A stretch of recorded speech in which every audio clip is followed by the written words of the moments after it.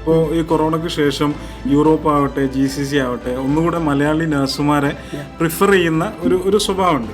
അപ്പോൾ പല ആളുകളും അവിടെ യൂറോപ്പിലേക്ക് എത്തിയതിന് ശേഷം ജർമ്മനി, ഓസ്ട്രിയ, ഇതുപോലെ തന്നെ സ്കാൻഡിനേവിയൻ കൺട്രീസിലൊക്കെ എത്തിയതിന് ശേഷം, പ്രത്യേകിച്ചും ഇന്നത്തെ കാലത്ത് സോഷ്യൽ മീഡിയ ആണല്ലോ ഭയങ്കരമായിട്ട് എല്ലാവരും നോക്കി കാണുന്നൊരു സംഗതി.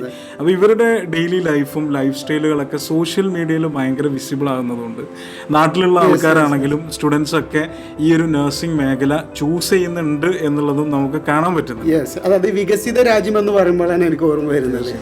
ഇന്ത്യ പോലത്തെ കൺട്രികളിലൊക്കെ പോപ്പുലേഷൻ കൂടുതലാണ്, പക്ഷെ നമ്മുടെ നാട്ടിൽ പരിചരിക്കാൻ ആളുകളുമുണ്ട്. പക്ഷെ സമ്പദ് വ്യവസ്ഥമായിട്ട് കൺട്രികൾ, നമ്മൾ കൊറോണയ്ക്ക് വന്ന ശേഷം ഏറ്റവും കൂടുതൽ ഡെത്ത് റേറ്റ് കാണാൻ പറ്റിയത് ജർമ്മനി, UK, കാനഡ തുടങ്ങിയ രാജ്യങ്ങളിലൊക്കെയാണ്. കാരണം അവർ സമ്പദ് വ്യവസ്ഥയിൽ എ ഗ്രേഡ് അല്ലെങ്കിൽ വലിയ രാജ്യമാണെങ്കിലും പരിചരിക്കാൻ ആര് വേണം? നഴ്സുമാർ വേണം. അപ്പോൾ സ്വാഭാവികമായിട്ടൊരു കൊറോണയ്ക്ക് ശേഷമാണ് ഈ ഒരു നഴ്സിംഗ് എന്നുള്ളൊരു ഓപ്പർച്യൂണിറ്റി, അല്ലെങ്കിൽ ഈ കേരളത്തിൽ നിന്ന് ഇന്ത്യയിൽ നിന്ന് കൂടുതൽ നഴ്സുമാർ അങ്ങോട്ട് പോകാൻ തുടങ്ങുന്നത്, യൂറോപ്പിലേക്ക് പോകാൻ തുടങ്ങുന്നത്.